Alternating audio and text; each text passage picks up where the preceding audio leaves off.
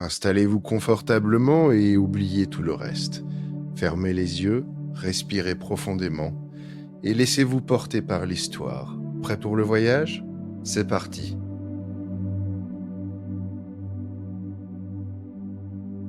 L'arrestation d'Arsène Lupin, l'étrange voyage. Il avait si bien commencé cependant. Pour ma part, je n'en fis jamais qui s'annonça sous de plus heureux auspices. La Provence est un transatlantique rapide, confortable, commandé par le plus affable des hommes. La société la plus choisie s'y trouvait réunie. Des relations se formaient, des divertissements s'organisaient. Nous avions cette impression exquise d'être séparés du monde, réduits à nous-mêmes comme sur une île inconnue, obligés par conséquent de nous rapprocher les uns des autres. Et nous nous rapprochions. Avez-vous jamais songé à ce qu'il y a d'original et d'imprévu dans ce groupement d'êtres qui la veille encore ne se connaissaient pas et qui, durant quelques jours, entre le ciel infini et la mer immense, vont vivre de la vie la plus intime, ensemble vont défier les colères de l'océan, l'assaut terrifiant des vagues, la méchanceté des tempêtes et le calme sournois de l'eau endormie. C'est, au fond, vécu en une sorte de raccourci tragique, la vie elle-même, avec ses orages et ses grandeurs, sa monotonie et sa diversité. Et voilà pourquoi, peut-être, on goûte, avec une hâte fiévreuse et une volupté d'autant plus intense, ce court voyage dont on aperçoit la fin au moment même où il commence. Mais depuis plusieurs années, quelque chose se passe qui ajoute singulièrement aux émotions de la traversée. La petite île flottante dépend encore de ce monde dont on se croyait affranchi. Un lien subsiste qui ne se dénoue que peu à peu en plein océan, et peu à peu, en plein océan, se renoue. Le télégraphe sans fil, appel d'un autre univers d'où l'on recevrait des nouvelles de la façon la plus mystérieuse qui soit. L'imagination n'a plus la ressource d'évoquer des fils de fer au creux desquels glisse l'invisible message. Le mystère est plus insondable encore, plus poétique aussi, et c'est aux ailes du vent qu'il faut recourir pour expliquer ce nouveau miracle. Ainsi, les premières heures, nous sentîmes-nous suivis et escortés, précédés même par cette voix lointaine qui, de temps en temps, chuchotait à l'un de nous quelques paroles de là-bas. 2 amis me parlèrent, 10 autres, 20 autres nous envoyèrent à tous, au travers de l'espace, leurs adieux attristés ou souriants. Or, le second jour, à 500 milles des côtes françaises, par une après-midi orageuse, Arsène Lupin parmi nous. L'insaisissable cambrioleur dont on racontait les prouesses dans tous les journaux depuis des mois. L'énigmatique personnage avec qui le vieux Ganimard, notre meilleur policier, avait engagé ce duel à mort dont les péripéties se déroulaient de façon si pittoresque. Arsène Lupin, le fantaisiste gentleman qui n'opère que dans les châteaux et les salons, et qui, une nuit, où il avait pénétré chez le baron Schormann, en était parti les mains vides et avait laissé sa carte ornée de cette formule. Arsène Lupin, gentleman cambrioleur, reviendra quand les meubles seront authentiques. Arsène Lupin, l'homme aux 1000 déguisements. Tour à tour, chauffeur, ténor, bookmaker, fils de famille, adolescent, vieillard, commis voyageur marseillais, médecin russe, torero espagnol. Qu'on se rende bien compte de ceci. Arsène Lupin allant et venant dans le cadre relativement restreint d'un transatlantique, que dis-je, dans ce petit coin des Premières, où l'on se retrouvait à tout instant, dans cette salle à manger, dans ce salon, dans ce fumoir.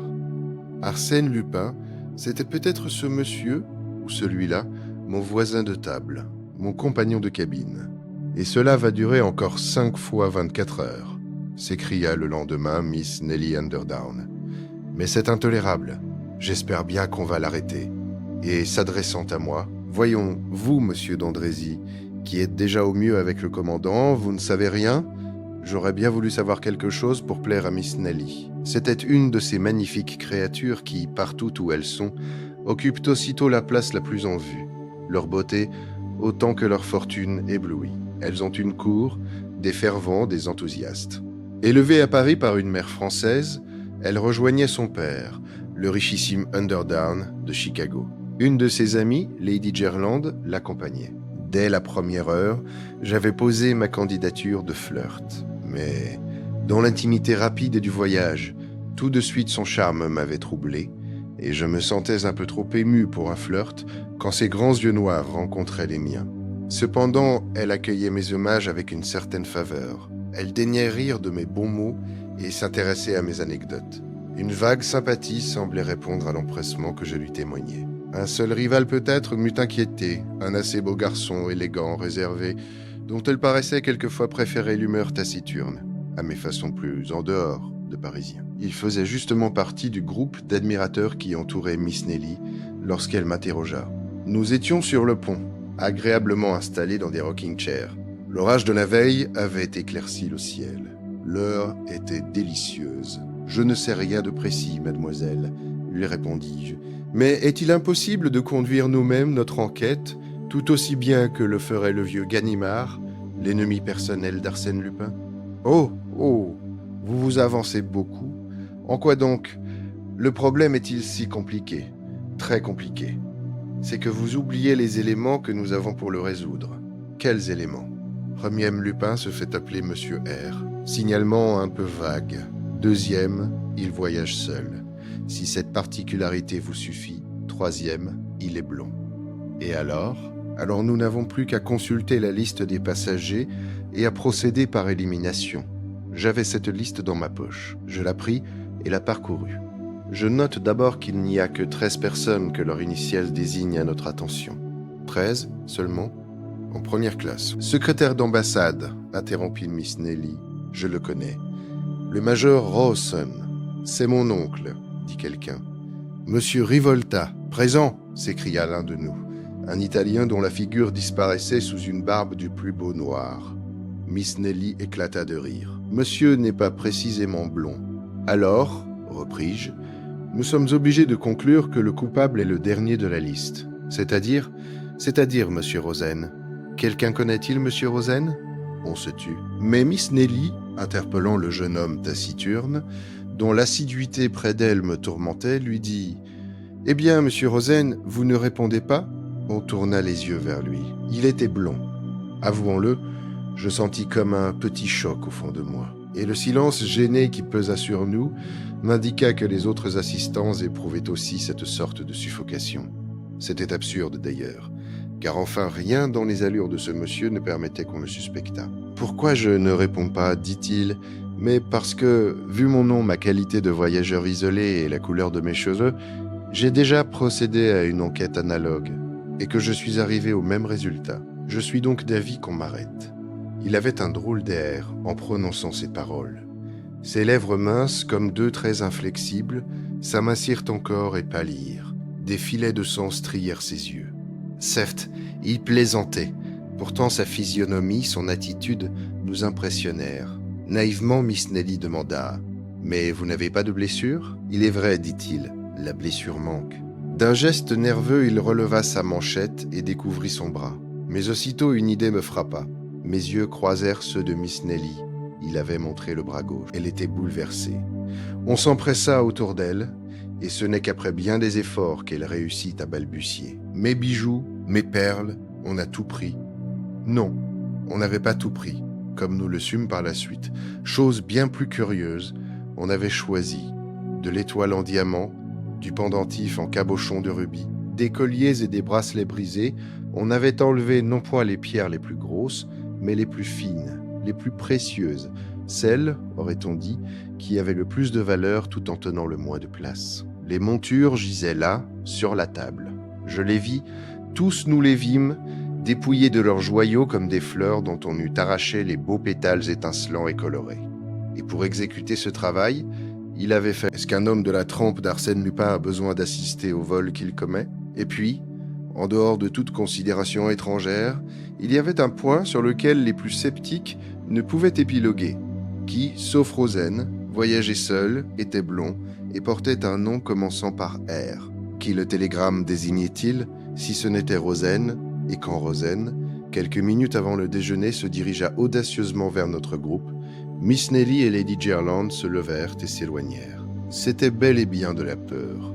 1 heure plus tard, une circulaire manuscrite passait de main en main parmi les employés du bord, les matelots, les voyageurs de toutes classes. Monsieur Louis Rosen promettait une somme de 10 000 francs à qui démasquerait Arsène Lupin, ou trouverait le possesseur des pierres dérobées. « Et si personne ne me vient en aide contre ce bandit, déclara Rosen au commandant, moi je lui ferai son affaire. Rosen contre Arsène Lupin. ou plutôt selon le mot qui courut Arsène Lupin lui-même contre Arsène Lupin, la lutte ne manquait pas d'intérêt. Elle se prolongea durant 2 journées. On vit Rosen errer de droite et de gauche, se mêler au personnel, interroger, fureter. On aperçut son ombre, la nuit, qui rôdait. De son côté, le commandant déploya l'énergie la plus active. Du haut en bas, en tous les coins, la Provence fut fouillée. On perquisitionna dans toutes les cabines, sans exception, sous le prétexte fort juste que les objets étaient cachés dans n'importe quel endroit, sauf dans la cabine du coupable. On finira bien par découvrir quelque chose, n'est-ce pas ? Me demandait Miss Nelly. Tout sorcier qu'il soit, il ne peut faire que des diamants et des perles deviennent invisibles. Mais si, lui répondais-je, ou alors il faudrait explorer la coiffe de nos chapeaux, la doublure de nos vestes et tout ce que nous portons sur nous. Et lui montrant mon Kodak, un 9X12, avec lequel je ne me lassais pas de la photographier dans les attitudes les plus diverses. Rien que dans un appareil pas plus grand que celui-ci. Ne pensez-vous pas qu'il y aurait place pour toutes les pierres précieuses de Lady Jerland ? On affecte de prendre des vues, et le tour est joué. Mais cependant, j'ai entendu dire qu'il n'y a point de voleur qui ne laisse derrière lui un indice quelconque. Il y en a un, Arsène Lupin. Pourquoi ? Pourquoi ? Parce qu'il ne pense pas seulement au vol qu'il commet, mais à toutes les circonstances qui pourraient le dénoncer. Au début, vous étiez plus confiant, mais depuis, je l'ai vu à l'œuvre. Et alors, selon vous, selon moi, on perd son temps. Et de fait, les investigations ne donnaient aucun résultat, ou du moins, celui qu'elles donnèrent ne correspondait pas à l'effort général. La montre du commandant lui fut volée. Furieux, il redoubla d'ardeur et surveilla de plus près encore Rosen, avec qui il avait eu plusieurs entrevues. Le lendemain, ironie charmante, on retrouvait la montre parmi les faux cols du commandant en second. Ainsi donc, Rosen n'était plus Arsène Lupin. Rosen était Rosen, fils d'un négociant de Bordeaux. Et la présence d'Arsène Lupin s'affirmait une fois de plus, et par quel acte redoutable. Ce fut la terreur. On n'osa plus rester seul dans sa cabine, et pas davantage s'aventurer seul aux endroits trop écartés. Prudemment, on se groupait entre gens sûrs les uns des autres. Et encore, une défiance instinctive divisait les plus intimes. C'est que la menace ne provenait pas d'un individu isolé, surveillé et par là même moins dangereux. Arsène Lupin, maintenant, c'était tout le monde. Notre imagination surexcitée lui attribuait un pouvoir miraculeux et illimité. On le supposait capable de prendre les déguisements les plus inattendus, d'être tour à tour le respectable Major Rawson ou le noble marquis de Raverdan, ou même, car on ne s'arrêtait plus à l'initiale accusatrice, ou même telle ou telle personne connue de tous, ayant femme, enfant, domestique. Les premières dépêches sans fil n'apportèrent aucune nouvelle. Du moins, le commandant ne nous en fit point part, et un tel silence n'était pas pour nous rassurer. Aussi, le dernier jour parut-il interminable. On vivait dans l'attente anxieuse d'un malheur. Cette fois, ce ne serait plus un vol, ce ne serait plus une simple agression, ce serait le crime, le meurtre. On n'admettait pas qu'Arsène Lupin s'en tint à ces 2 larcins insignifiants. Maître absolu du navire, les autorités réduites à l'impuissance, il n'avait qu'à vouloir. Tout lui était permis, il disposait des biens et des existences. Heure délicieuse pour moi, je l'avoue, car elles me valurent la confiance de Miss Nelly. Impressionnée par tant d'événements, de nature déjà inquiète, elle chercha spontanément à mes côtés une protection, une sécurité que j'étais heureux de lui offrir. Au fond, je bénissais Arsène Lupin. N'était-ce pas lui qui nous rapprochait ? N'était-ce pas grâce à lui que j'avais le droit de m'abandonner aux plus beaux rêves, rêves d'amour et rêves moins chimériques ? Pourquoi ne pas le confesser ? Les Andrézy sont de bonnes souches poitevines, mais leur blason est quelque peu dédoré, et il ne me paraît pas indigne d'un gentilhomme de songer à rendre à son nom le lustre perdu. Songez donc, cette minute est passionnante, et je suis si heureux de la vivre auprès de vous, Miss Nelly. Il me semble que votre souvenir s'attardera quelquefois. Elle n'écoutait pas, haletante et fiévreuse. La passerelle s'abattit. Mais avant que nous eûmes la liberté de la franchir, des gens montèrent à bord, des douaniers, des hommes en uniforme, des facteurs. Miss Nelly balbutia. On s'apercevrait qu'Arsène Lupin s'est échappé pendant la traversée, que je n'en serais pas surprise. Il a peut-être préféré la mort au déshonneur et plongé dans l'Atlantique plutôt que d'être arrêté. Ne riez pas, fit-elle. agacé. Soudain, je tressaillis, et comme elle me questionnait, je lui dis « Vous voyez ce vieux petit homme debout à l'extrémité de la passerelle, avec un parapluie et une redingote vert olive ? C'est Ganimard. » Ganimard ? Oui, le célèbre policier, celui qui a juré qu'Arsène Lupin serait arrêté de sa propre main. Ah, je comprends que l'on n'ait pas eu de renseignements de ce côté de l'océan. Ganimard était là, et il aime bien que personne ne s'occupe de ses petites affaires. Alors, Arsène Lupin est sûr d'être pris ? Qui sait ? Ganimard ne l'a jamais vu, paraît-il, que grimé et déguisé, à moins qu'il ne connaisse son nom d'emprunt. Ah, dit-elle, avec cette curiosité un peu cruelle de la femme, si je pouvais assister à l'arrestation.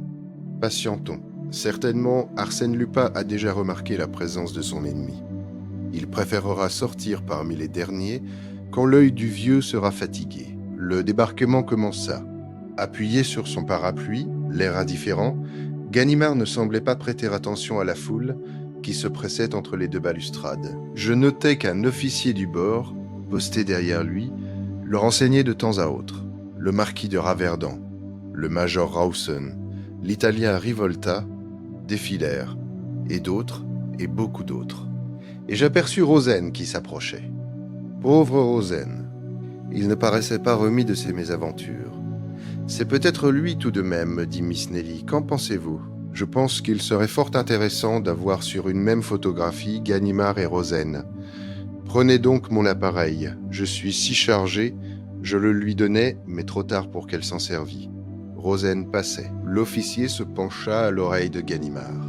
Celui-ci haussa légèrement les épaules, et Rosen passa. Mais alors, mon Dieu, qui était Arsène Lupin ? Oui, fit-elle à haute voix, qui est-ce ? Il n'y avait plus qu'une vingtaine de personnes. Elle les observait tour à tour avec la crainte confuse qu'il ne fût pas lui au nombre de ces 20 personnes. Je lui dis, nous ne pouvons attendre plus longtemps. Elle s'avança. Je la suivis. Mais nous n'avions pas fait 10 pas que Ganimard nous barra le passage. Eh bien, quoi ? M'écriai-je. Un instant, monsieur, qui vous presse ? J'accompagne mademoiselle. Un instant, répéta-t-il d'une voix plus impérieuse. Il me dévisagea profondément, puis il me dit, les yeux dans les yeux, Arsène Lupin, n'est-ce pas ? Je me mis à rire. Non, Bernard d'Andrézy, tout simplement. Bernard d'Andrézy est mort il y a 3 ans en Macédoine. Si Bernard d'Andrézy était mort, je ne serais plus de ce monde. Et ce n'est pas le cas. Voici mes papiers, ce sont les siens. Comment les avez-vous ? C'est ce que j'aurai le plaisir de vous expliquer. Mais vous êtes fou, Arsène Lupin s'est embarqué sous le nom de R. Oui, encore un truc de vous. Une fausse piste sur laquelle vous les avez lancés, là-bas. Ah, vous êtes d'une jolie force, mon gaillard. Mais cette fois, la chance a tourné. Voyons, Lupin, montrez-vous beau joueur. J'hésitais une seconde. D'un coup sec, il me frappa sur l'avant-bras droit. Je poussai un cri de douleur. Il avait frappé sur la blessure, encore mal fermée, que signalait le télégramme. Allons, il fallait se résigner. Je me tournai vers Miss Nelly. Elle écoutait, livide, chancelante. Son regard rencontra le mien, puis s'abaissa sur le Kodak que je lui avais remis. Elle fit un geste brusque, et j'eus la certitude qu'elle comprenait tout à coup. Oui, c'était là, entre les parois étroites de chagrin noir au creux du petit objet que j'avais eu la précaution de déposer entre ses mains avant que Ganimard ne m'arrêtât, c'était bien là que se trouvaient les 20 000 francs de Rosen, les perles et les diamants de Lady Jerland. Ah, je le jure, à ce moment solennel, alors que Ganimard et 2 de ses acolytes m'entouraient, tout me fut indifférent, mon arrestation, l'hostilité des gens, tout hors ceci, la résolution qu'allait prendre Miss Nelly au sujet de ce que je lui avais confié. Que l'on eût contre moi cette preuve matérielle et décisive, je ne songeais même pas à le redouter. Mais cette preuve, Miss Nelly se déciderait-elle à la fournir ? Serais-je trahi par elle ? Perdu par elle ? Agirait-elle en ennemi qui ne pardonne pas ? Ou bien en femme qui se souvient et dont le mépris s'adoucit d'un peu d'indulgence, d'un peu de sympathie involontaire ? Elle passa devant moi, je la saluai très bas, sans un mot. Mêlée aux autres voyageurs, elle se dirigea vers la passerelle, mon Kodak à la main. Sans doute, pensai-je, elle n'ose pas en public. C'est dans 1 heure, dans un instant qu'elle le donnera. Mais, arrivée au milieu de la passerelle, par un mouvement de maladresse simulée, elle le laissa tomber dans l'eau entre le mur du quai et le flanc du navire. Puis je la vis s'éloigner. Sa jolie silhouette se perdit dans la foule, m'apparut de nouveau et disparut. C'était fini, fini pour jamais. Un instant, je restais immobile, triste à la fois, et pénétré d'un doux attendrissement. Puis je soupirai, au grand étonnement de Ganimard. Dommage, tout de même, de ne pas être un honnête homme. C'est ainsi qu'un soir d'hiver, Arsène Lupin me raconta l'histoire de son arrestation. Le hasard d'incidents, dont j'écrirai quelque jour le récit, avait noué entre nous des liens, dirais-je, d'amitié. Oui, j'ose croire qu'Arsène Lupin m'honore de quelque amitié, et que c'est par amitié qu'il arrive parfois chez moi à l'improviste, apportant, dans le silence de mon cabinet de travail, sa gaieté juvénile, le rayonnement de sa vie ardente, sa belle humeur d'homme, pour qui la destinée n'a que faveurs et sourires. Son portrait ? Comment pourrais-je le faire ? 20 fois j'ai vu Arsène Lupin, et 20 fois c'est un être différent qui m'est apparu, ou plutôt le même être, dont 20 miroirs m'auraient renvoyé autant d'images déformées, chacune ayant ses yeux particuliers, sa forme spéciale de figure, son geste propre, sa silhouette et son caractère. Moi-même, me dit-il, je ne sais plus bien qui je suis. Dans une glace, je ne me reconnais plus. Boutade, certes, et paradoxe, mais vérité à l'égard de ceux qui le rencontrent et qui ignorent ses ressources infinies, sa patience, son art du maquillage, sa prodigieuse faculté de transformer jusqu'aux proportions de son visage et d'altérer le rapport même de ses traits entre eux. Pourquoi, dit-il encore, aurais-je une apparence définie ? Pourquoi ne pas éviter ce danger d'une personnalité toujours identique ? Mes actes me désignent suffisamment, et il précise avec une pointe d'orgueil: tant mieux si l'on ne peut jamais dire en toute certitude « Voici Arsène Lupin ». L'essentiel est qu'on dise sans crainte d'erreur « Arsène Lupin a fait cela ». Ce sont quelques-uns de ses actes, quelques-unes de ses aventures que j'essaye de reconstituer, d'après les confidences dont il eut la bonne grâce de me favoriser, certains soirs d'hiver, dans le silence de mon cabinet de travail. Arsène Lupin en prison. Il n'est point de touristes dignes de ce nom qui ne connaissent les bords de la Seine, et qui n'ait remarqué, en allant des ruines de Jumièges aux ruines de Savandrille, l'étrange petit château féodal du Malaquis, si fièrement campé sur sa roche, en pleine rivière. L'arche d'un pont le relie à la route. La base de ces tourelles sombres se confond avec le granit qui le supporte, bloc énorme détaché d'on ne sait quelle montagne, et jeté là par quelque formidable convulsion. Tout autour, l'eau calme du grand fleuve joue parmi les roseaux, et des bergeronnettes tremblent sur la crête humide des cailloux. L'histoire du Malaquis est rude comme son nom, revêche comme sa silhouette. Ce ne fut que combats, sièges, assauts, rapines et massacres. Aux veillées du pays de Caux, on évoque en frissonnant les crimes qui s'y commirent. On raconte de mystérieuses légendes. On parle du fameux souterrain qui conduisait jadis à l'abbaye de Jumièges et au manoir d'Agnès Sorel, la belle amie de Charles VII. Dans cet ancien repère de héros et de brigands, habite le baron Nathan Cahorn, le baron Satan, comme on l'appelait jadis à la bourse où il s'est enrichi un peu trop brusquement. Les seigneurs du Malaquis, ruinés, ont dû lui vendre, pour un morceau de pain, la demeure de leurs ancêtres. Il y installait ses admirables collections de meubles et de tableaux, de faïences et de bois sculptés. Il y vit seul, avec 3 vieux domestiques. Nul n'y pénètre jamais. Nul n'a jamais contemplé dans le décor de ces salles antiques les 3 Rubens qu'il possède, ses 2 Watteau, sa chaire de Jean Goujon, et tant d'autres merveilles, arrachées à coups de billets de banque aux plus riches habitués des ventes publiques. Le baron Satan a peur.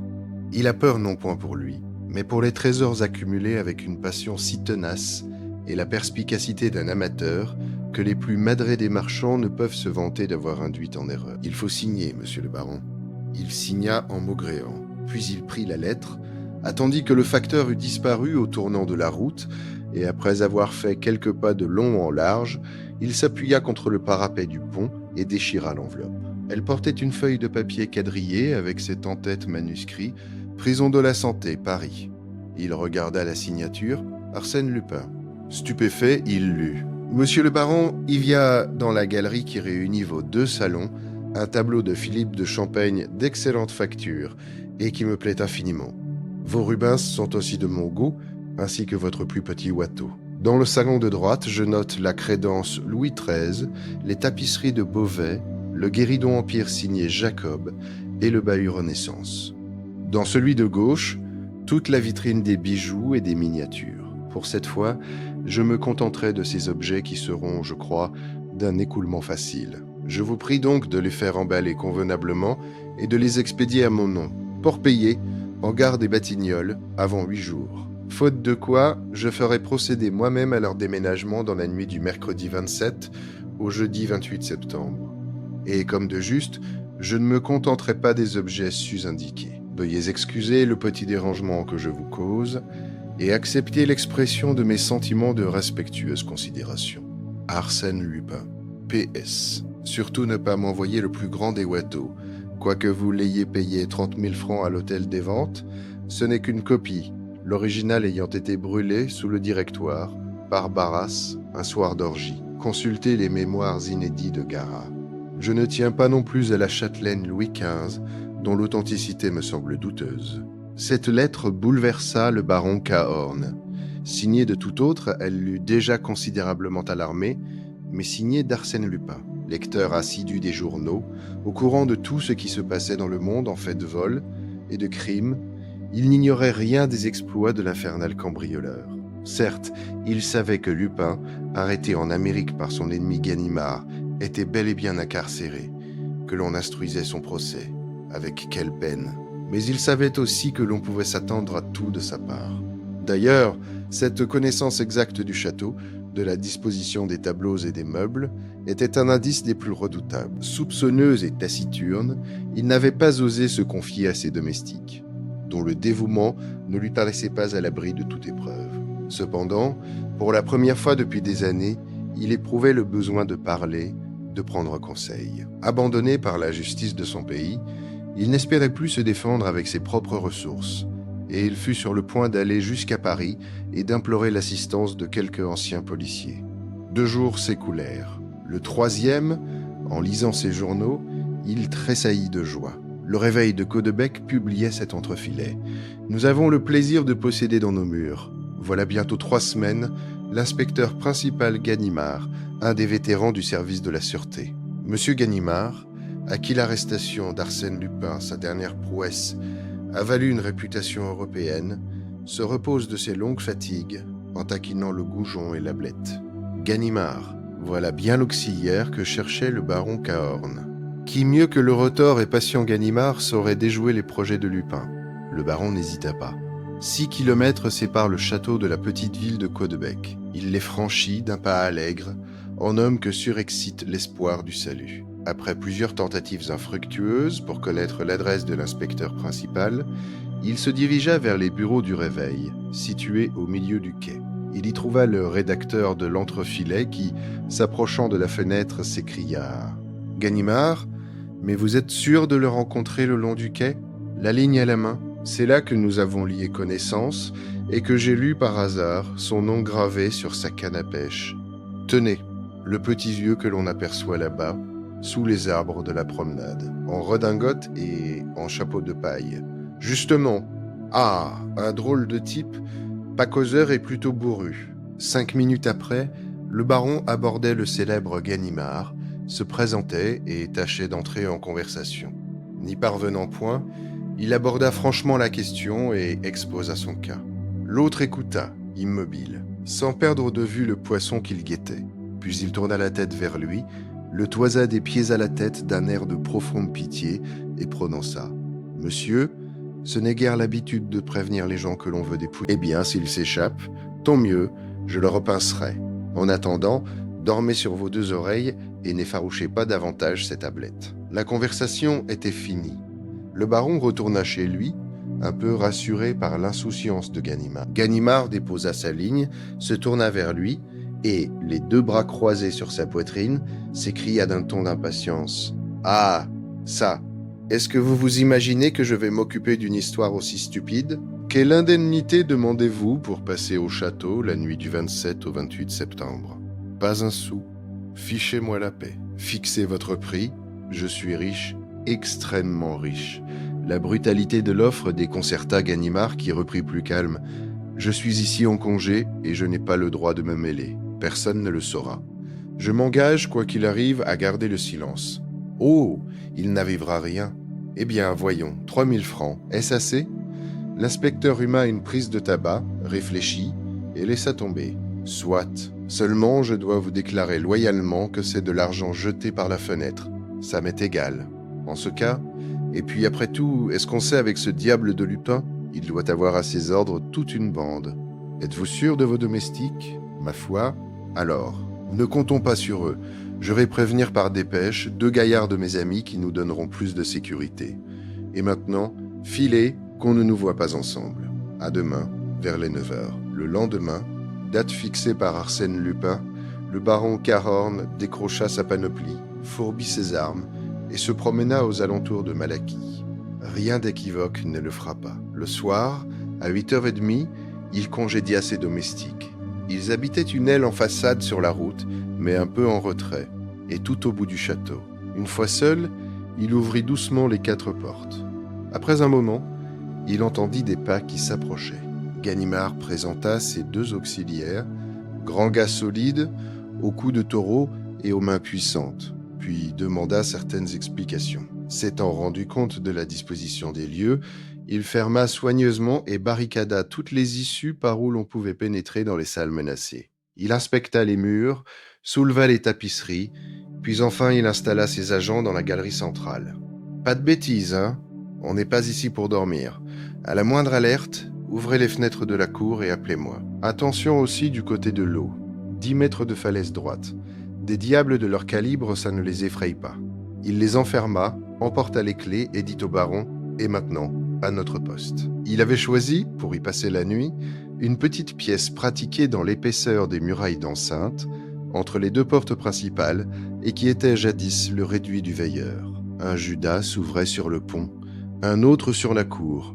Dans un coin, on apercevait comme l'orifice d'un puits. Vous m'avez bien dit, monsieur le baron, que ce puits était l'unique entrée des souterrains, et que, de mémoire d'homme, elle est bouchée ? Oui. Donc, à moins qu'il n'existe une autre issue ignorée de tous, sauf d'Arsène Lupin, ce qui semble un peu problématique, nous sommes tranquilles.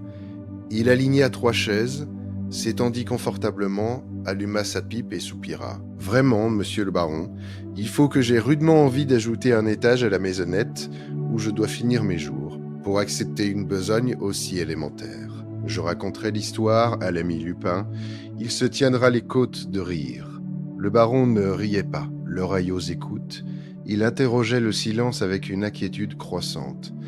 De temps en temps, il se penchait sur le puits et plongeait dans le trou béant, un œil anxieux. 11 heures, minuit, 1 heure sonnèrent.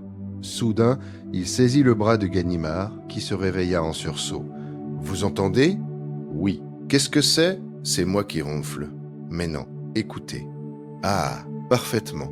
C'est la corne d'une automobile. » Eh bien, il est peu probable que Lupin se serve d'une automobile comme d'un bélier pour démolir votre château. Aussi, monsieur le baron, à votre place, je dormirai, comme je vais avoir l'honneur de le faire à nouveau. Bonsoir, ce fut la seule alerte. Ganimard put reprendre son somme interrompu, et le baron n'entendit plus que son ronflement sonore et régulier. Au petit jour, ils sortirent de leur cellule. Une grande paix sereine, la paix du matin au bord de l'eau fraîche, enveloppait le château.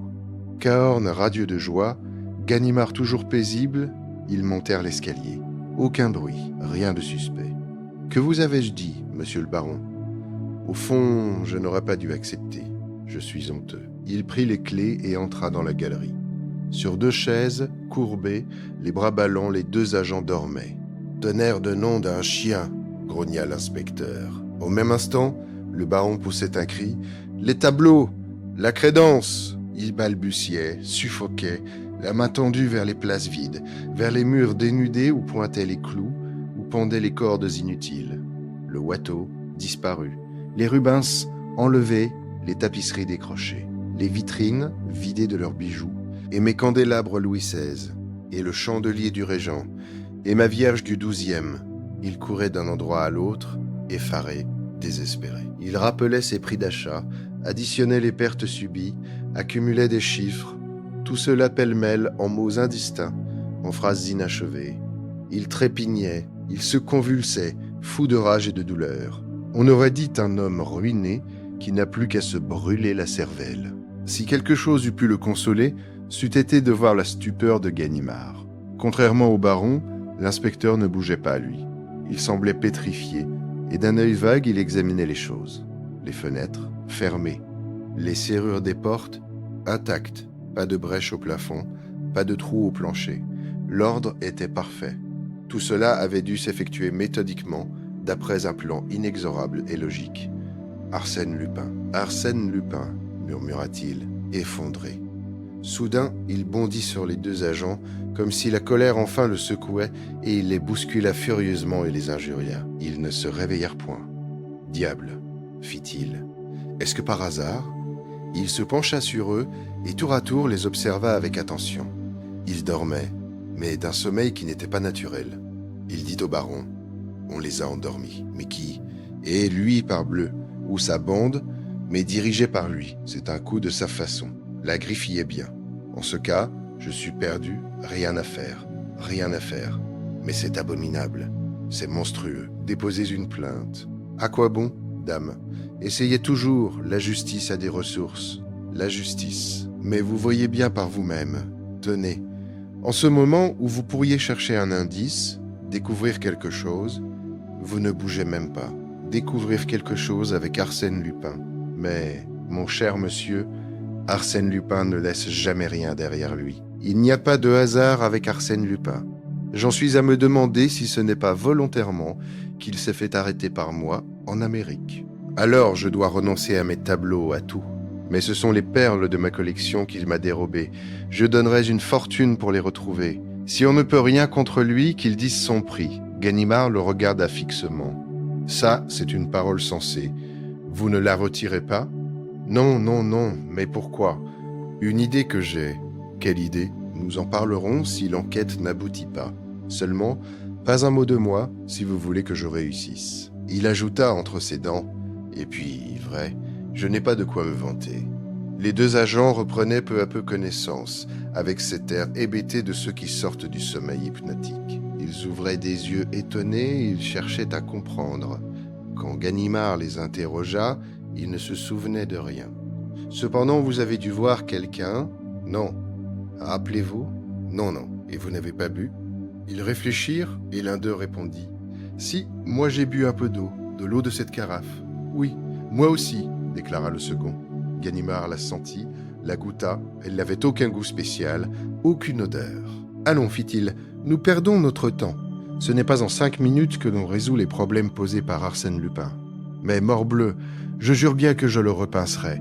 Il gagne la seconde manche. À moi la belle. Le jour même, une plainte en vol qualifié était déposée par le baron de Cahorn contre Arsène Lupin, détenu à la santé. Cette plainte, le baron la regretta souvent quand il vit le Malaquis livré aux gendarmes, aux procureurs, aux juges d'instruction, aux journalistes, à tous les curieux qui s'insinuent partout où ils ne devraient pas être. L'affaire passionnait déjà l'opinion. Elle se produisait dans des conditions si particulières, le nom d'Arsène Lupin excitait à tel point les imaginations, que les histoires les plus fantaisistes remplissaient les colonnes des journaux et trouvaient créance auprès du public. Mais la lettre initiale d'Arsène Lupin que publia l'Écho de France, et nul ne sut jamais qui en avait communiqué le texte. Cette lettre, où le baron Cahorn était effrontément prévenu de ce qui le menaçait, causa une émotion considérable. Aussitôt, des explications fabuleuses furent proposées. On rappela l'existence des fameux souterrains, et le parquet influencé poussa ses recherches dans ce sens. On fouilla le château du haut en bas, on questionna chacune des pierres, on étudia les boiseries et les cheminées, les cadres des glaces et les poutres des plafonds. À la lueur des torches, on examina les caves immenses, où les seigneurs du Malaquis entassaient jadis leurs munitions et leurs provisions. On sonda les entrailles du rocher. Ce fut vainement. On ne découvrit pas le moindre vestige de souterrain. Il n'existait point de passage secret. Soit, répondait-on de tous côtés, mais des meubles et des tableaux ne s'évanouissent pas comme des fantômes. Cela s'en va par des portes et par des fenêtres. Et les gens qui s'en emparent s'introduisent et s'en vont également par des portes et des fenêtres. Quels sont ces gens ? Comment se sont-ils introduits ? Et comment s'en sont-ils allés ? Le parquet de Rouen, convaincu de son impuissance, sollicita le secours d'agents parisiens. Monsieur Dudouis, le chef de la sûreté, envoya ses meilleurs limiers de la brigade de fer. Lui-même fit un séjour de 48 heures au Malaquis. Il ne réussit pas davantage. C'est alors qu'il manda l'inspecteur principal Ganimard, dont il avait eu si souvent l'occasion d'apprécier les services. Ganimard écouta silencieusement les instructions de son supérieur. Puis, hochant la tête, il prononça: « Je crois que l'on fait fausse route en s'obstinant à fouiller le château. La solution est ailleurs. » Et où donc ? Auprès d'Arsène Lupin. Auprès d'Arsène Lupin. Supposer cela, c'est admettre son intervention. Je l'admets. Bien plus, je la considère comme certaine. Voyons, Ganimard, c'est absurde. Arsène Lupin est en prison. Arsène Lupin est en prison. Soit. Il est surveillé, je vous l'accorde. Mais il aurait les fers aux pieds, des cordes aux poignets et un bâillon sur la bouche, que je ne changerai pas d'avis. Et pourquoi cette obstination ? Parce que, seul, Arsène Lupin est de taille à combiner une machine de cette envergure et de la combiner de telle façon qu'elle réussisse. Comme elle a réussi, des mots, Ganimard, qui sont des réalités. Mais voilà qu'on ne cherche pas de souterrain, de pierres tournant sur un pivot, et autres balivernes de ce calibre. Notre individu n'emploie pas des procédés aussi vieux jeu. Il est d'aujourd'hui, ou plutôt de demain. Et vous concluez ? Je conclus en vous demandant nettement l'autorisation de passer 1 heure avec lui. Dans sa cellule ? Oui. Au retour d'Amérique, nous avons entretenu, pendant la traversée, d'excellents rapports, et j'ose dire qu'il a quelques sympathies pour celui qui a su l'arrêter. S'il peut me renseigner sans se compromettre, il n'hésitera pas à m'éviter un voyage inutile. Il était un peu plus de midi lorsque Ganimard fut introduit dans la cellule d'Arsène Lupin. Celui-ci, étendu sur son lit, leva la tête et poussa un cri de joie. « Ah, ça c'est une vraie surprise, ce cher Ganimard, ici. Lui-même, je désirais bien des choses dans la retraite que j'ai choisie, mais aucune plus passionnément que de vous y recevoir. Trop aimable. Mais non, je professe pour vous la plus vive estime. J'en suis fier. Mais non, je serais si heureux qu'on me laissât vivre dans mon petit coin, avec les rentes des autres, n'est-ce pas ? Ce serait si simple, mais je bavarde, je dis des bêtises, et vous êtes peut-être pressé. Allons au fait, Ganimard. Qu'est-ce qui me vaut l'honneur d'une visite ? L'affaire Cahorn, déclara Ganimard, sans détour. Halte là, 1 seconde. C'est que j'en ai tant d'affaires, que je trouve d'abord dans mon cerveau le dossier de l'affaire Cahorn. Ah, voilà, j'y suis.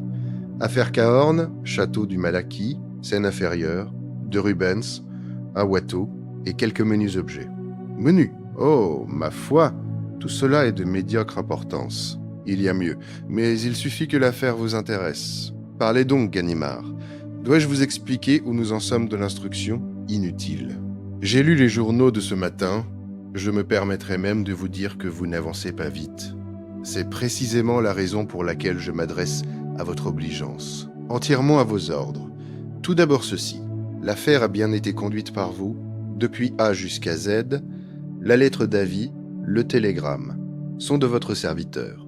Je dois même en avoir quelque part les récépissés. Bah, ces gens-là sont si bêtes. Ils décousent la doublure de ma veste, ils explorent les semelles de mes bottines, et ils auscultent les murs de cette pièce, mais pas un n'aurait l'idée qu'Arsène Lupin soit assez niais pour choisir une cachette aussi facile. C'est bien là-dessus que j'ai compté. Ganimard, amusé, s'exclama : « Quel drôle de garçon vous faites ! Vous me déconcertez. Allons, racontez-moi l'aventure. Oh, comme vous y allez. Vous initiez à tous mes secrets. Vous dévoilez mes petits trucs. C'est bien grave. Ai-je eu tort de compter sur votre complaisance ? Non, Ganimard, et puisque vous insistez, Arsène Lupin arpenta 2 ou 3 fois sa chambre, puis s'arrêtant : « Que pensez-vous de ma lettre au baron ? Je pense que vous avez voulu vous divertir, épater un peu la galerie. » Ah, voilà, épater la galerie. Eh bien, je vous assure, Ganimard, que je vous croyais plus fort. Est-ce que je m'attarde à ces puérilités, moi, Arsène Lupin ? Est-ce que j'aurais écrit cette lettre si j'avais pu dévaliser le baron sans lui écrire ? Mais comprenez donc, vous et les autres, que cette lettre est le point de départ indispensable, le ressort qui a mis toute la machine en branle. Voyons, procédons par ordre, et préparons ensemble, si vous voulez, le cambriolage du Malaquis. Je vous écoute. Donc, supposons un château rigoureusement fermé, barricadé, comme l'était celui du baron Cahorn. Vais-je abandonner la partie et renoncer à des trésors que je convoite, sous prétexte que le château qui les contient est inaccessible? Évidemment non. Vais-je tenter l'assaut comme autrefois, à la tête d'une troupe d'aventuriers? Enfantin, vais-je m'y introduire sournoisement? Impossible. Reste un moyen. L'unique à mon avis, c'est de me faire inviter par le propriétaire du dit château. Le moyen est original. Et combien facile. Supposons qu'un jour, le dit propriétaire reçoive une lettre l'avertissant de ce que trame contre lui un nommé Arsène Lupin, cambrioleur réputé.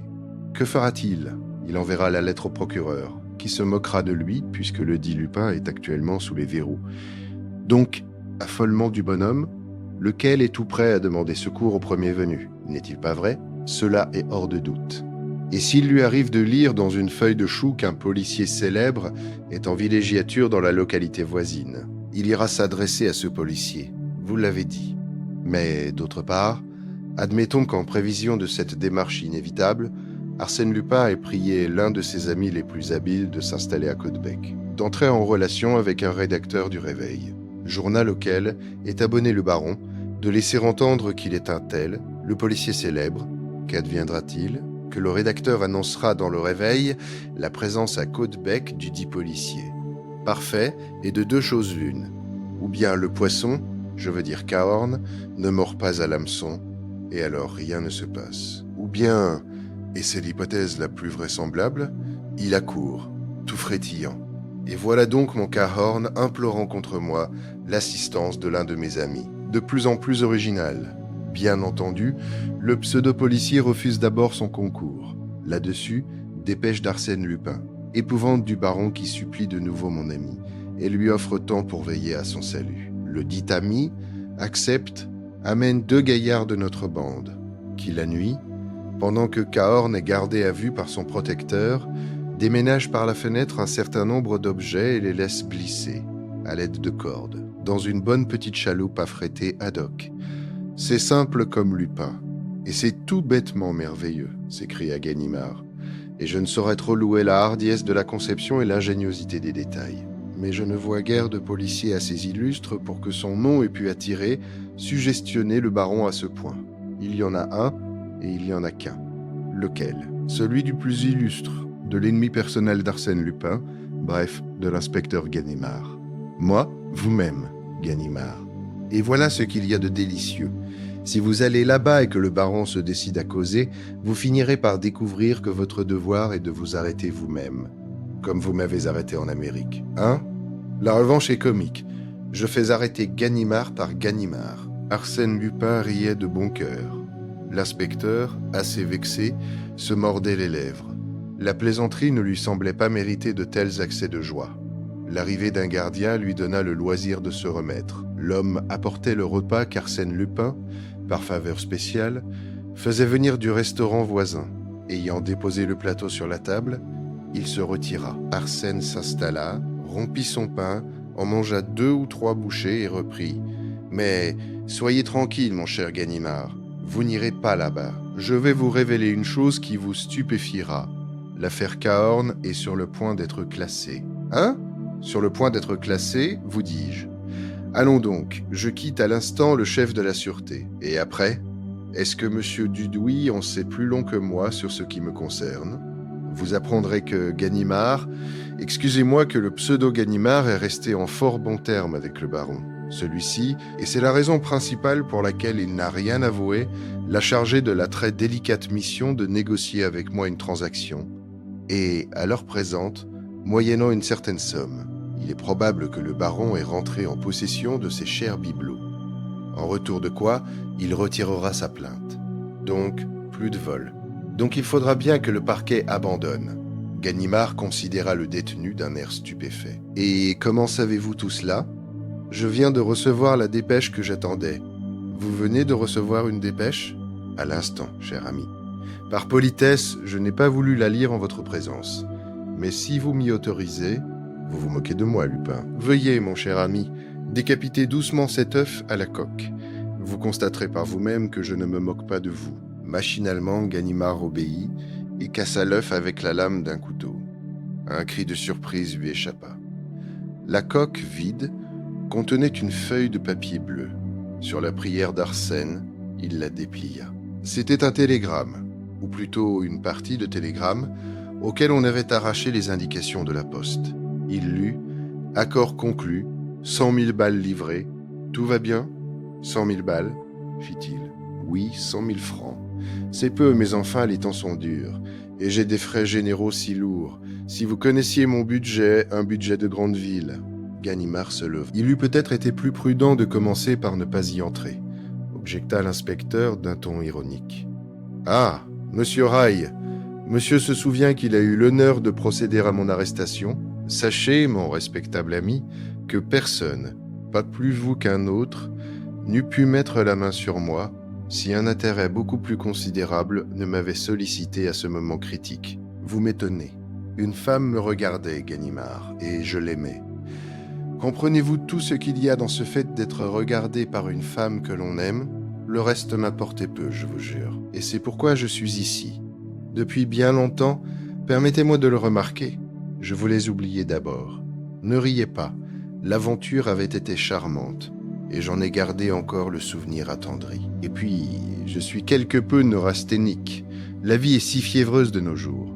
Il faut savoir, à certains moments, faire ce que l'on appelle une cure d'isolement. Cet endroit est souverain pour les régimes de ce genre. On y pratique la cure de santé dans toute sa rigueur. Arsène Lupin, observa Ganimard. Vous vous payez ma tête. Ganimard, affirma Lupin. Nous sommes aujourd'hui vendredi. Mercredi prochain, j'irai fumer mon cigare chez vous, rue Pergolèse, à 4 heures de l'après-midi. Arsène Lupin, je vous attends.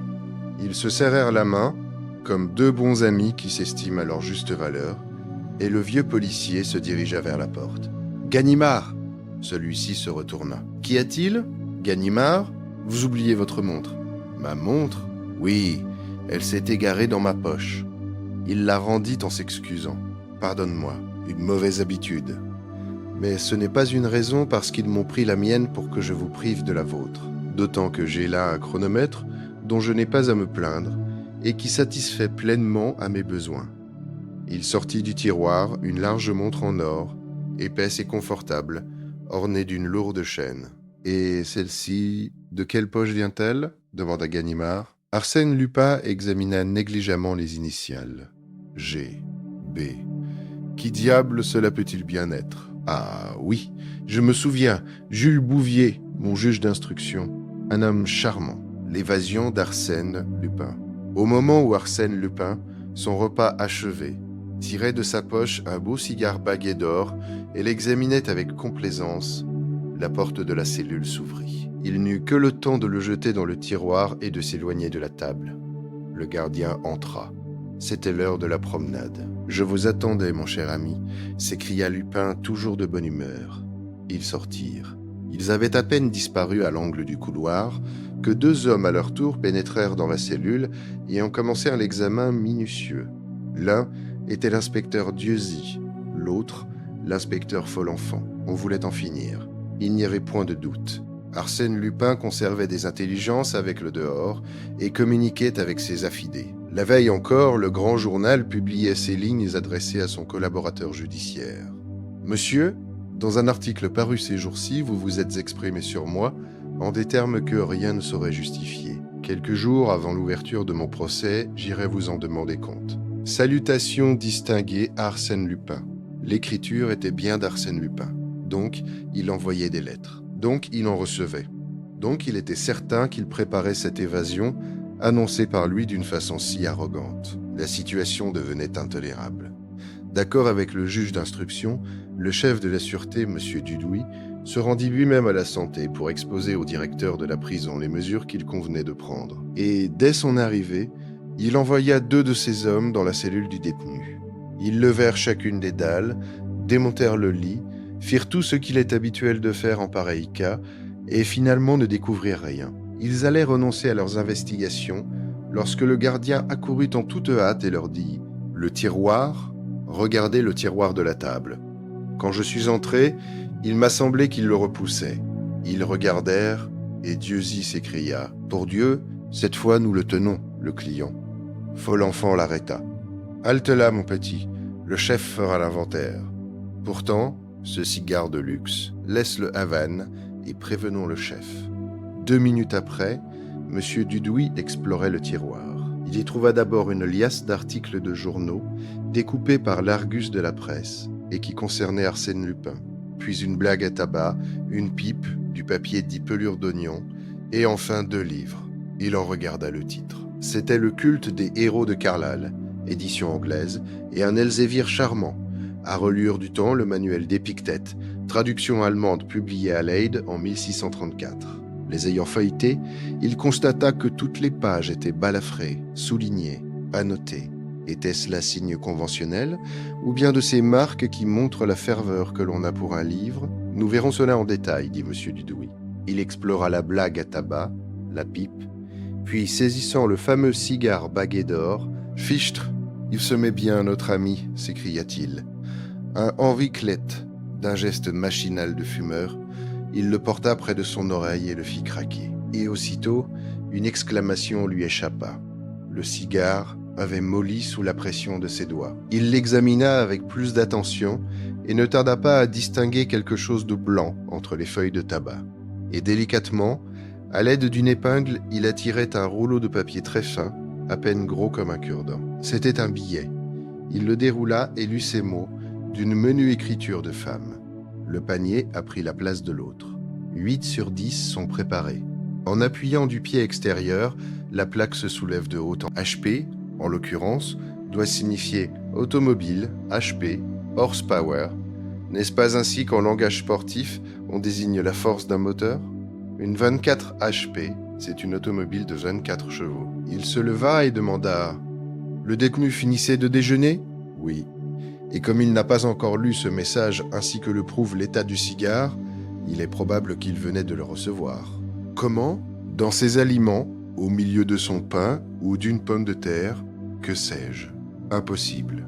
On ne l'a autorisé à faire venir sa nourriture que pour le prendre au piège, et nous n'avons rien trouvé. Nous chercherons ce soir la réponse de Lupin. Pour le moment, retenez-le hors de sa cellule. Je vais porter ceci à monsieur le juge d'instruction. S'il est de mon avis, nous ferons immédiatement photographier la lettre.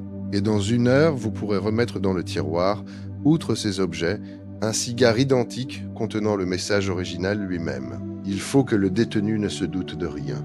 Ce n'est pas sans une certaine curiosité que M. Dudouis s'en retourna le soir au greffe de la santé, en compagnie de l'inspecteur Dieuzy.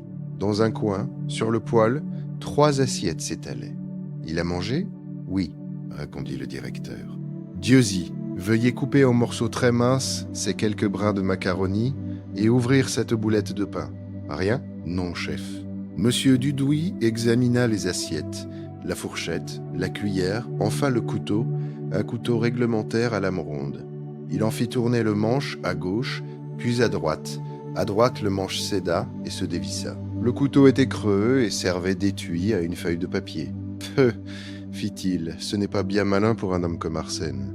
Mais ne perdons pas de temps. Vous, Dieuzy, allez donc faire une enquête dans ce restaurant. » Puis il lut. « Je m'en remets à vous. HP suivra de loin chaque jour. J'irai au-devant, à bientôt, cher et admirable ami. » Enfin, s'écria M. Dudouis en se frottant les mains, je crois que l'affaire est en bonne voie. Un petit coup de pouce de notre part et l'évasion réussit. Assez du moins pour nous permettre de pincer les complices. Et si Arsène Lupin vous glisse entre les doigts, objecta le directeur, nous emploierons le nombre d'hommes nécessaires. Si cependant il y mettait trop d'habileté, ma foi, tant pis pour lui. Quant à la bande, puisque le chef refuse de parler, les autres parleront. Et de fait, il ne parlait pas beaucoup, Arsène Lupin. Depuis des mois, Monsieur Jules Bouvier, le juge d'instruction, s'y évertuait vainement. Les interrogatoires se réduisaient à des colloques dépourvus d'intérêt entre le juge et l'avocat maître Danval, un des princes du barreau, lequel d'ailleurs en savait sur l'inculpé à peu près autant que le premier venu. De temps à autre, par politesse, Arsène Lupin laissait tomber. « Mais oui, monsieur le juge, nous sommes d'accord. Le vol du Crédit Lyonnais, le vol de la rue de Babylone, l'émission des faux billets de banque, l'affaire des polices d'assurance, le cambriolage des châteaux d'Armesnil, de Gouret, d'Imblevin, des Groseilliers, du Malaquis, tout cela c'est de votre serviteur. Alors, pourriez-vous m'expliquer? Inutile, j'avoue tout en bloc. Tout et même 10 fois plus que vous n'en supposez. De guerre lasse, le juge avait suspendu ses interrogatoires fastidieux. Après avoir eu connaissance des 2 billets interceptés, il les reprit, et régulièrement, à midi, Arsène Lupin fut amené de la Santé au dépôt dans la voiture pénitentiaire, avec un certain nombre de détenus. Ils en repartaient vers 3 ou 4 heures. Or, un après-midi, ce retour s'effectua dans des conditions particulières. Les autres détenus de la Santé, n'ayant pas encore été questionnés, on décida de reconduire d'abord Arsène Lupin. Il monta donc seul dans la voiture. Ces voitures pénitentiaires, vulgairement appelées paniers à salade, sont divisées dans leur longueur par un couloir central sur lequel s'ouvrent 10 cases, 5 à droite et 5 à gauche. Chacune de ces cases est disposée de telle façon que l'on doit s'y tenir assis et que les 5 prisonniers par conséquent sont assis les uns sur les autres, tout en étant séparés les uns des autres par des cloisons parallèles. Le temps était doux, un temps heureux et léger d'automne. Les cafés étaient pleins. Il s'assit à la terrasse de l'un d'eux. Il commanda un bock et un paquet de cigarettes. Il vida son verre à petites gorgées, fuma tranquillement une cigarette, en alluma une seconde. Enfin, s'étant levé, il pria le garçon de faire venir le gérant. Le gérant vint, et Arsène lui dit assez haut pour être entendu de tous : « Je suis désolé, monsieur, j'ai oublié mon porte-monnaie. Peut-être mon nom vous est-il assez connu pour que vous me consentiez un crédit de quelques jours. Arsène Lupin. » Le gérant le regarda, croyant à une plaisanterie. Mais Arsène répéta : « Lupin, détenu à la Santé, actuellement en état d'évasion. J'ose croire que ce nom vous inspire toute confiance. » Et il s'éloigna, au milieu des rires, sans que l'autre songeât à réclamer. Il traversa la rue Soufflot en biais et prit la rue Saint-Jacques. Il la suivit paisiblement, s'arrêtant aux vitrines et fumant des cigarettes. Boulevard de Port-Royal, il s'orienta, se renseigna et marcha droit vers la rue de la Santé. Les hauts murs moroses de la prison se dressèrent bientôt. Les ayant longés, il arriva près du garde municipal qui montait la faction.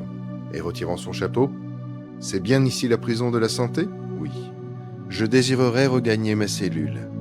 La voiture m'a laissé en route et je ne voudrais pas abuser. » Le garde grogna. « Dites donc, l'homme, passez votre chemin. Et plus vite que ça. »« Pardon, c'est que mon chemin passe par cette porte. Et si vous empêchez Arsène Lupin de la franchir, cela pourrait vous coûter gros, mon ami. »« Arsène Lupin, qu'est-ce que vous me chantez là ? Je regrette de n'avoir pas ma carte, » dit Arsène, affectant de fouiller ses poches. Le garde le toisa des pieds à la tête, abasourdi. Puis, sans un mot, comme malgré lui, il tira une sonnette. La porte de fer s'entrebâilla. Quelques minutes après, le directeur accourut jusqu'au greffe, gesticulant et feignant une colère violente. Arsène sourit. « Allons, monsieur le directeur, ne jouez pas au plus fin avec moi. »« Comment ? » ?»« On a la précaution de me ramener seul dans la voiture. On prépare un bon petit encombrement et l'on s'imagine que je vais prendre mes jambes à mon cou pour rejoindre mes amis. Eh bien, et les 20 agents de la sûreté qui nous escortaient à pied, en fiacre et à bicyclette ? Non, ce qu'ils m'auraient arrangé. Je n'en serais pas sorti vivant. Dites donc, monsieur le directeur, c'est peut-être là-dessus que l'on comptait ?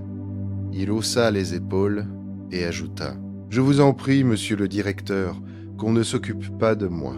Le jour où je voudrais m'échapper, je n'aurai besoin de personne. » Le surlendemain, l'Écho de France, qui décidément devenait le moniteur officiel des exploits d'Arsène Lupin. On disait qu'il en était un des principaux commanditaires. L'Écho de France publiait les détails les plus complets sur cette tentative d'évasion. Le texte même des billets échangés entre le détenu et sa mystérieuse amie, les moyens employés pour cette correspondance, la complicité de la police, la promenade du boulevard Saint-Michel, l'incident du café Soufflot. Tout était dévoilé. On savait que les recherches de l'inspecteur Dieuzy auprès des garçons du restaurant n'avaient donné aucun résultat. Et l'on apprenait en outre cette chose stupéfiante, qui montrait l'infinie variété des ressources dont cet homme disposait. La voiture pénitentiaire, dans laquelle on l'avait transporté, était une voiture entièrement truquée, que sa bande avait substituée à l'une des 6 voitures habituelles qui composent le service des prisons. L'évasion prochaine d'Arsène Lupin ne fit plus de doute pour personne.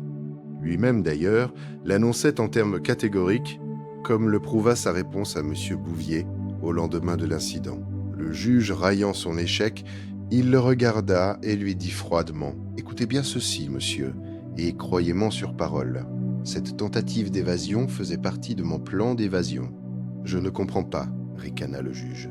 « Il est inutile que vous compreniez. » Et comme le juge, au cours de cet interrogatoire qui parut tout au long dans les colonnes de l'Écho de France, comme le juge revenait à son instruction, il s'écria d'un air de lassitude « Mon Dieu, à quoi bon? Toutes ces questions n'ont aucune importance. » « Comment aucune importance? Mais non, puisque je n'assisterai pas à mon procès. » « Vous n'assisterez pas? Non, c'est une idée fixe, une décision irrévocable. Rien ne me fera transiger. » La curiosité publique, cependant, ne s'était pas affaiblie. Chaque jour, on avait attendu la nouvelle de son évasion. Ce sera donc pour demain. Et, la veille du procès, un monsieur se présenta dans les bureaux du Grand Journal, demanda le collaborateur judiciaire, lui jeta sa carte au visage et s'éloigna rapidement. Sur la carte, ces mots étaient inscrits. Arsène Lupin tient toujours ses promesses. C'est dans ces conditions que les débats s'ouvrirent. L'affluence y fut énorme. Personne qui ne voulut voir le fameux Arsène Lupin et ne savoura d'avance la façon dont il se jouerait du président. Avocats et magistrats, chroniqueurs et mondains, artistes et fans du monde, le tout Paris se pressa sur les bancs de l'audience. Il pleuvait.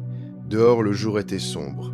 On vit mal Arsène Lupin lorsque les gardes l'eurent introduit. Cependant, son attitude lourde, la manière dont il se laissa tomber à sa place, son immobilité indifférente et passive ne prévinrent pas en sa faveur. Plusieurs fois son avocat, un des secrétaires de Medenval, celui-ci ayant jugé indigne de lui le rôle auquel il était réduit, plusieurs fois son avocat lui adressa la parole. Il hochait la tête et se taisait. Le greffier lut l'acte d'accusation, puis le président prononça « Accusé, levez-vous. Votre nom, prénom, âge et profession. » Ne recevant pas de réponse, il répéta « Votre nom ? Je vous demande votre nom. » Une voix épaisse et fatiguée articula « Baudru, désiré. » Il y eut des murmures. Mais le président repartit « Baudru, désiré. Ah, bien, un nouvel avatar. Comme c'est à peu près le 8e nom auquel vous prétendez, et qu'il est sans doute aussi imaginaire que les autres, nous nous en tiendrons, si vous le voulez bien, à celui d'Arsène Lupin, sous lequel vous êtes plus avantageusement connu. » Le président consulta ses notes et reprit, car, malgré toutes les recherches, il a été impossible de reconstituer votre identité. Vous présentez ce cas assez original dans notre société moderne de n'avoir point de passé. Nous ne savons qui vous êtes, d'où vous venez, où s'est écoulée votre enfance, bref, rien. Vous jaillissez tout d'un coup, il y a 3 ans, on ne sait au juste de quel milieu, pour vous révéler tout d'un coup Arsène Lupin, c'est-à-dire un composé bizarre d'intelligence et de perversion, d'immoralité et de générosité. Les données que nous avons sur vous avant cette époque sont plutôt des suppositions. Il est probable que le nommé Rosta, qui travailla il y a 8 ans aux côtés du prestidigitateur Dixon, n'était autre qu'Arsène Lupin. Il est probable que l'étudiant russe qui fréquenta il y a 6 ans le laboratoire du docteur Altier à l'hôpital Saint-Louis et qui souvent surprit le maître par l'ingéniosité de ses hypothèses sur la bactériologie et la hardiesse de ses expériences dans les maladies de la peau, n'était autre qu'Arsène Lupin. Arsène Lupin, également, le professeur de lutte japonaise qui s'établit à Paris bien avant qu'on y parlât du jiu-jitsu.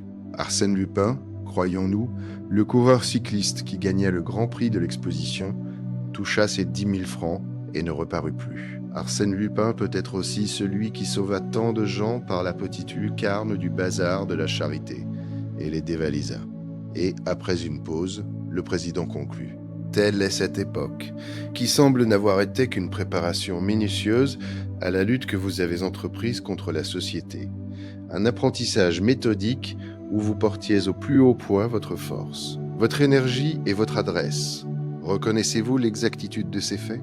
Pendant ce discours, l'accusé s'était balancé d'une jambe sur l'autre, le dos rond, les bras inertes. Sous la lumière plus vive, on remarqua son extrême maigreur, ses joues creuses, ses pommettes étrangement saillantes, son visage couleur de terre, marbré de petites plaques rouges et encadré d'une barbe inégale et rare. La prison l'avait considérablement vieilli et flétri. On ne reconnaissait plus la silhouette élégante et le jeune visage dont les journaux avaient publié si souvent le portrait sympathique. On eût dit qu'il n'avait pas entendu la question qu'on lui posait. 2 fois, elle lui fut répétée.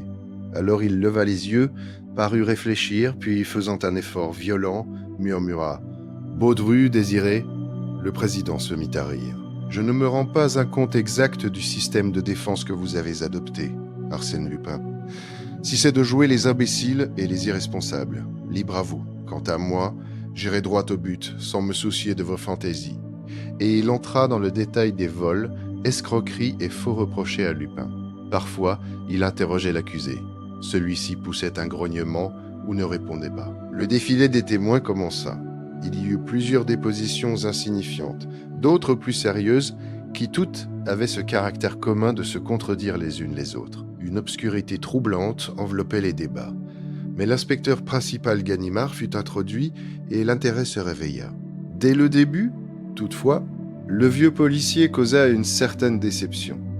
Il avait l'air non pas intimidé, il en avait vu bien d'autres, mais inquiet, mal à l'aise. Plusieurs fois, il tourna les yeux vers l'accusé avec une gêne visible. Cependant, les 2 mains appuyées à la barre, il racontait les incidents auxquels il avait été mêlé, sa poursuite à travers l'Europe, son arrivée en Amérique. À première vue, on peut se laisser prendre à une ressemblance, qui existe en effet, je l'avoue, mais il suffit d'une seconde d'attention. Le nez, la bouche, les cheveux, la couleur de la peau, enfin quoi, ce n'est pas Arsène Lupin. Et les yeux donc? A-t-il jamais eu ces yeux d'alcoolique? Voyons, expliquons-nous. Que prétendez-vous, témoin? Est-ce que je sais? Il aura mis en son lieu et place un pauvre diable que l'on allait condamner en son lieu et place, à moins que ce ne soit un complice. Des cris, des rires, des exclamations partaient de tous côtés dans la salle qu'agitait ce coup de théâtre inattendu. Le président fit mander le juge d'instruction, le directeur de la santé, les gardiens, et suspendit l'audience. À la reprise, M. Bouvier et le directeur, mis en présence de l'accusé, déclarèrent qu'il n'y avait entre Arsène Lupin et cet homme qu'une très vague similitude de traits. « Mais alors, s'écria le président, quel est cet homme? D'où vient-il? Comment se trouve-t-il entre les mains de la justice ?» On introduisit les 2 gardiens de la santé. Contradiction stupéfiante, ils reconnurent le détenu dont ils avaient la surveillance à tour de rôle. Le président respira. Mais l'un des gardiens reprit. « Oui, je crois bien que c'est lui. Comment vous croyez?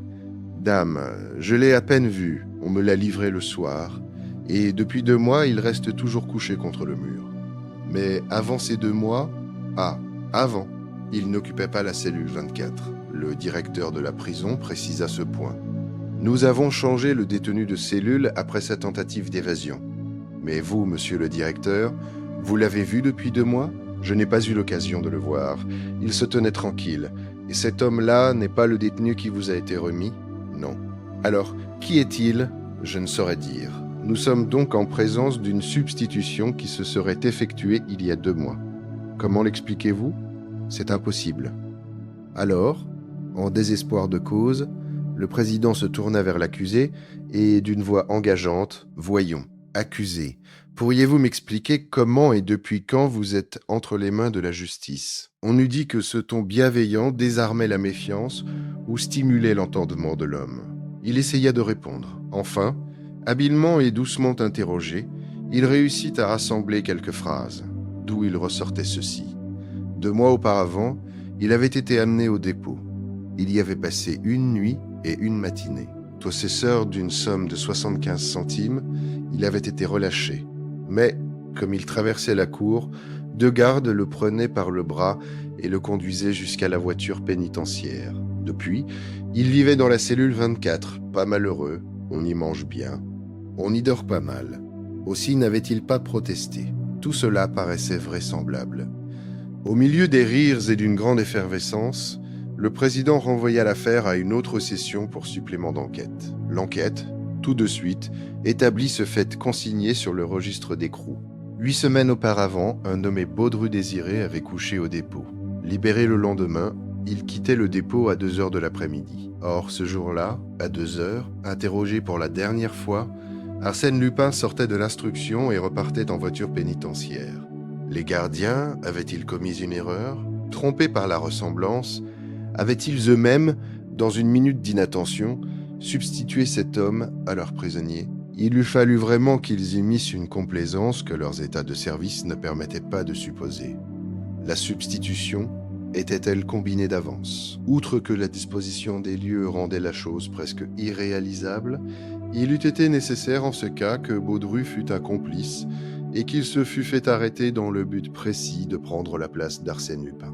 Mais alors, par quel miracle un tel plan, uniquement fondé sur une série de chances invraisemblables, de rencontres fortuites et d'erreurs fabuleuses, avait-il pu réussir? On fit passer Désiré Baudru au service anthropométrique. Il n'y avait pas de fiche correspondant à son signalement.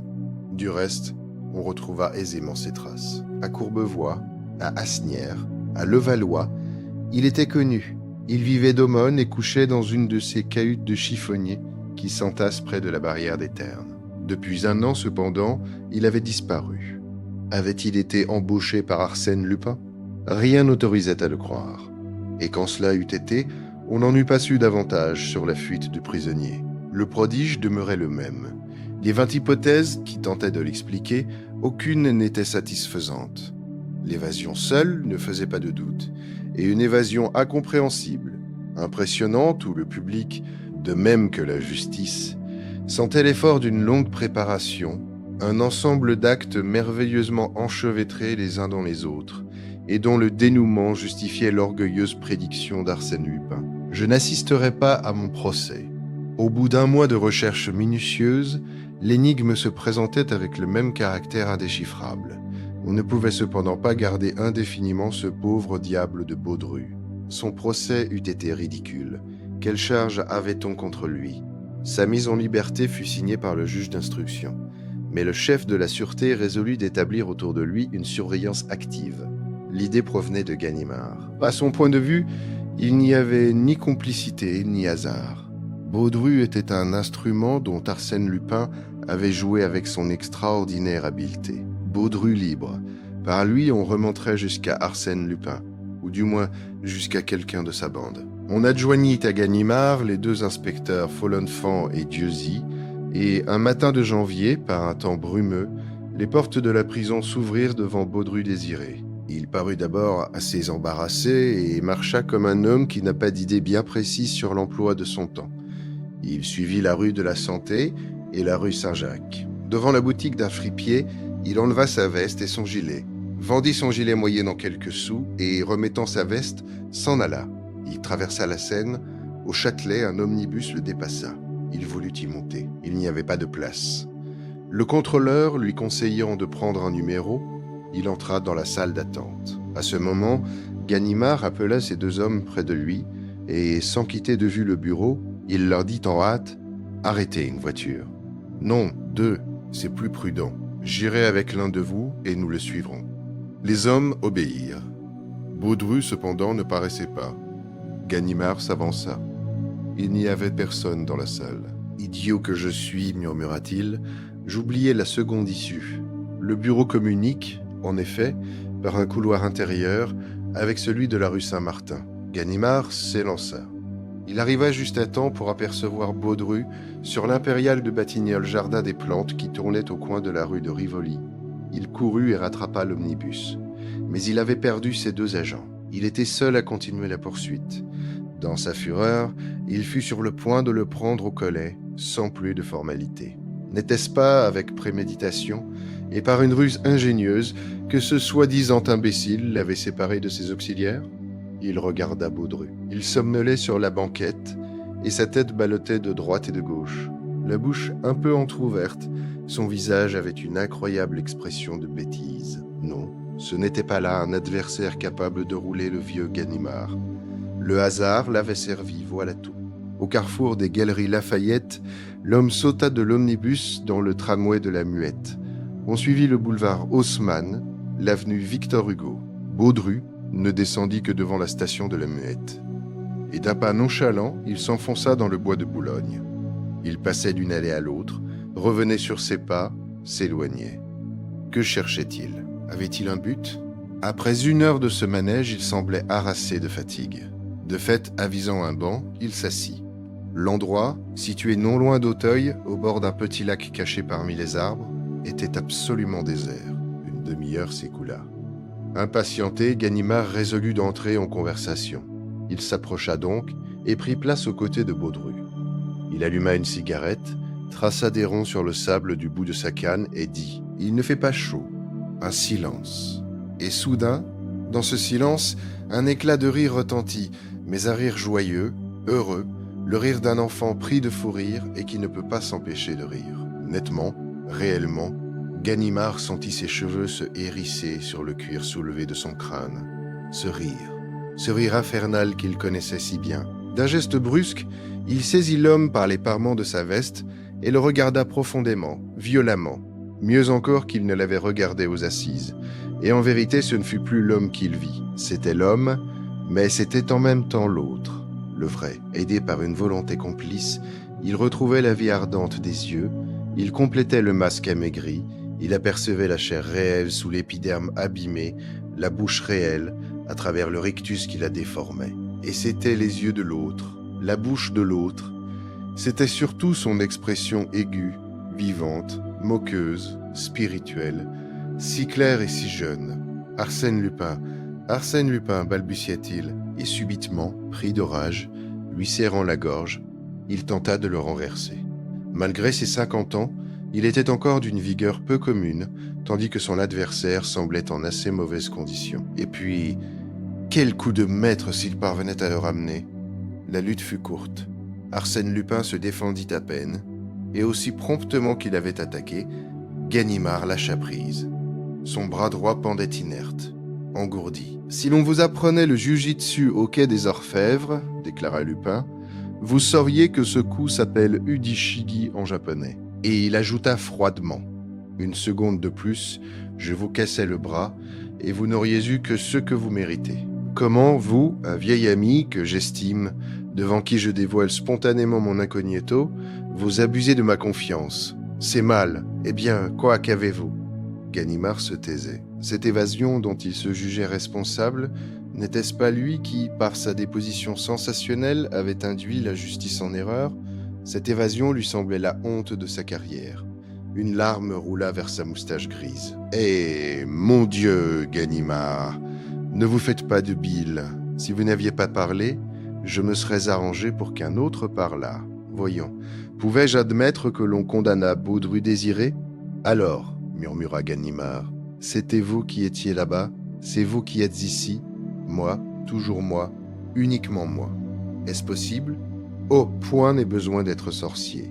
Il suffit, comme l'a dit ce brave président, de se préparer pendant une 12aine d'années pour être prêt à toutes les éventualités. Mais votre visage, vos yeux, vous comprenez bien que si j'ai travaillé 18 mois à Saint-Louis avec le docteur Altier, ce n'est pas par amour de l'art. J'ai pensé que celui qui aurait un jour l'honneur de s'appeler Arsène Lupin devait se soustraire aux lois ordinaires de l'apparence et de l'identité. L'apparence, mais on la modifie à son gré. Telle injection hypodermique de paraffine vous boursoufle la peau juste à l'endroit choisi. L'acide pyrogallique vous transforme en mohican. Le suc de la grande chélidoine vous orne de dartres et de tumeurs du plus heureux effet. Tel procédé chimique agit sur la pousse de votre barbe et de vos cheveux. Tel autre sur le son de votre voix. Joignez à cela 2 mois de diète dans la cellule numéro 24, des exercices 1000 fois répétés pour ouvrir ma bouche, selon ce rictus, pour porter ma tête selon cette inclinaison et mon dos selon cette courbe. Enfin, 5 gouttes d'atropine dans les yeux pour les rendre hagards et fuyants, et le tour est joué. Je ne conçois pas que les gardiens, la métamorphose a été progressive. Ils n'ont pu en remarquer l'évolution quotidienne. Mais Baudru-Désiré, Baudru existe. C'est un pauvre innocent que j'ai rencontré l'an dernier, et qui vraiment n'est pas sans offrir avec moi une certaine analogie de trait. En prévision d'une arrestation toujours possible, je l'ai mis en sûreté, et je me suis appliqué à discerner dès l'abord les points de dissemblance qui nous séparaient, pour les atténuer en moi, autant que cela se pouvait. Mes amis lui ont fait passer une nuit au dépôt, de manière qu'il en sortit à peu près à la même heure que moi, et que la coïncidence fut facile à constater, car, notez-le, il fallait qu'on retrouvât la trace de son passage, sans quoi la justice se fût demandé qui j'étais, tandis qu'en lui offrant cet excellent Baudru, il était inévitable. vous entendez. Inévitable qu'elle sauterait sur lui et que malgré les difficultés insurmontables d'une substitution, elle préférerait croire à la substitution plutôt que d'avouer son ignorance. Oui, en effet, murmura Ganimard. Et puis, s'écria Arsène Lupin, j'avais entre les mains un atout formidable, une carte machinée par moi dès le début, l'attente où tout le monde était de mon évasion. Et voilà bien l'erreur grossière où vous êtes tombés, vous et les autres, dans cette partie passionnante que la justice et moi nous avions engagée et dont l'enjeu était ma liberté. Vous avez supposé encore une fois que j'agissais par fanfaronnade, que j'étais grisé par mes succès, ainsi qu'un blanc-bec. Moi, Arsène Lupin, une telle faiblesse, et pas plus que dans l'affaire Cahorn, vous ne vous êtes dit, du moment qu'Arsène Lupin crie sur les toits qu'il s'évadera, c'est qu'il a des raisons qui l'obligent à le crier. Mais sapristi, comprenez donc que, pour m'évader, sans m'évader, il fallait que l'on crût d'avance à cette évasion, que ce fût un article de foi, une conviction absolue, une vérité éclatante comme le soleil. Et ce fut cela, de par ma volonté. Arsène Lupin s'évaderait, Arsène Lupin n'assisterait pas à son procès. Et quand vous vous êtes levé pour dire « cet homme n'est pas Arsène Lupin », il eût été surnaturel que tout le monde ne crût pas immédiatement que je n'étais pas Arsène Lupin, qu'une seule personne doutât, qu'une seule émît cette simple restriction. Et si c'était Arsène Lupin, à la minute même, j'étais perdu. Il suffisait de se pencher vers moi, non pas avec l'idée que je n'étais pas Arsène Lupin, comme vous l'avez fait vous et les autres, mais avec l'idée que je pouvais être Arsène Lupin. Et malgré toutes mes précautions, on me reconnaissait, mais j'étais tranquille. Logiquement, psychologiquement, personne ne pouvait avoir cette simple petite idée.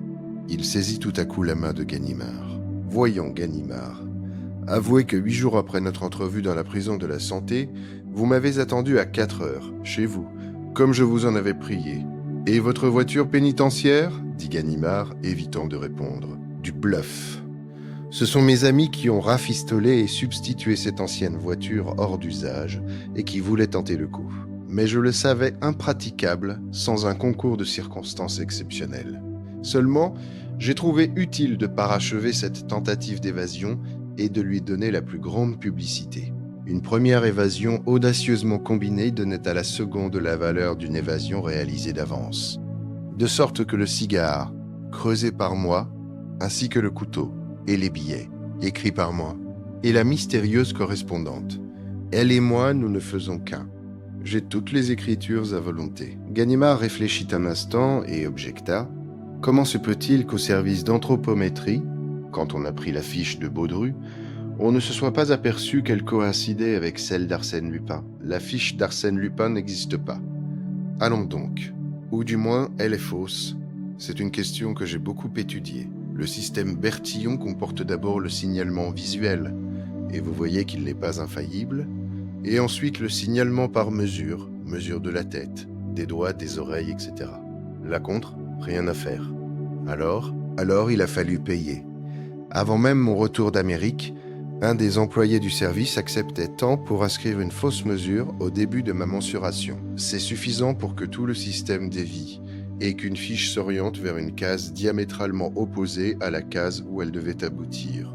La fiche Baudru ne devait donc pas coïncider avec la fiche Arsène Lupin. Il y eut encore un silence, puis Ganimard demanda « Et maintenant, qu'allez-vous faire ?»« Maintenant ?» s'exclama Lupin. « Je vais me reposer, suivre un régime de suralimentation et peu à peu redevenir moi. C'est très bien d'être Baudru ou tel autre, de changer de personnalité comme de chemise et de choisir son apparence, sa voix, son regard, son écriture. Mais il arrive que l'on ne s'y reconnaît plus dans tout cela et que c'est fort triste. Actuellement, j'éprouve ce que devait éprouver l'homme qui a perdu son ombre. Je vais me rechercher et me retrouver. » Il se promena de long en large. Un peu d'obscurité se mêlait à la lueur du jour. Il s'arrêta devant Ganimard. « Nous n'avons plus rien à nous dire, je crois ?»« Si, » répondit l'inspecteur. « Je voudrais savoir si vous révélerez la vérité sur votre évasion. L'erreur que j'ai commise ? Oh, personne ne saura jamais que c'est Arsène Lupin qui a été relâché. J'ai trop d'intérêt à accumuler autour de moi les ténèbres les plus mystérieuses pour ne pas laisser à cette évasion son caractère presque miraculeux. Aussi, ne craignez rien, mon bon ami, et adieu. Je dîne en ville ce soir. et je n'ai que le temps de m'habiller. Je vous croyais si désireux de repos. Hélas, il y a des obligations mondaines auxquelles on ne peut se soustraire. Le repos commencera demain. Et où dînez-vous donc ? À l'ambassade d'Angleterre.